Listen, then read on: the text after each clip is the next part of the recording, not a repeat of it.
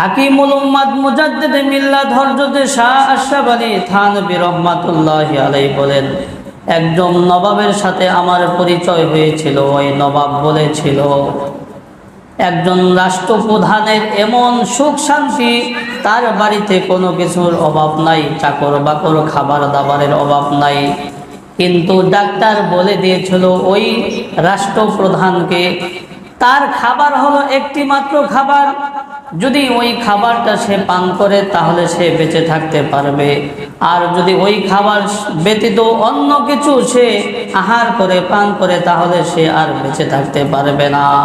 তার খাবার হইল বকরির কিমা পাতলা কাপড়ে রেখে এরপর পানি দিয়ে ভিজিয়ে যেই পানি বের হয়, নিংড়ানোর পরে যেই পানি বের হয়, শুধু এই পানিটা যদি সে পান করে তাহলে সে বেঁচে থাকতে পারবে, আর যদি অন্য কিছু পান করে সে বেঁচে থাকতে পারবে না। দেখেন, এখানে বুঝার বিষয় হলো একজন রাষ্ট্রপ্রধান, তার খাবার দাবারের কোনো অভাব নাই, কিন্তু ডাক্তার বলে দিয়েছে তার মৃত্যু পর্যন্ত শুধু একটা খাবারই খাইতে হবে। সেটা কি? বকরির কিমা পাতলা কাপড়ে ভিজিয়ে এরপর নিংড়ানোর পরে যেই পানি বের হয়, শুধু এই পানি যদি সে পান করে বেঁচে থাকতে পারবে, অন্য কিছু পান করলে বেঁচে থাকতে পারবে না। তাহলে অনেক সম্পদ থাকার পরেও সে ওই সম্পদ ভোগ করতে পারে নাই। বোঝা গেল তার সম্পদের মধ্যে বরকত নাই। কি নাই? বরকত নাই। বরকত কাকে বলে?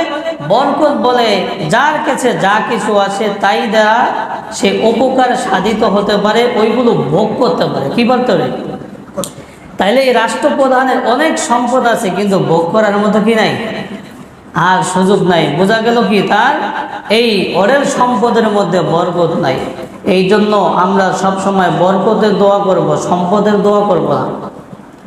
অনেক সম্পদের দোয়া করলাম, আল্লাহ পাক অনেক সম্পদ দিল, সম্পদ ভোগ করতে পারলাম না, তাহলে লাভ হইল? কোনো লাভ হইল না। এই জন্য বরকতের দোয়া করব, শান্তির দোয়া করব। কি করব? শান্তির দোয়া করব।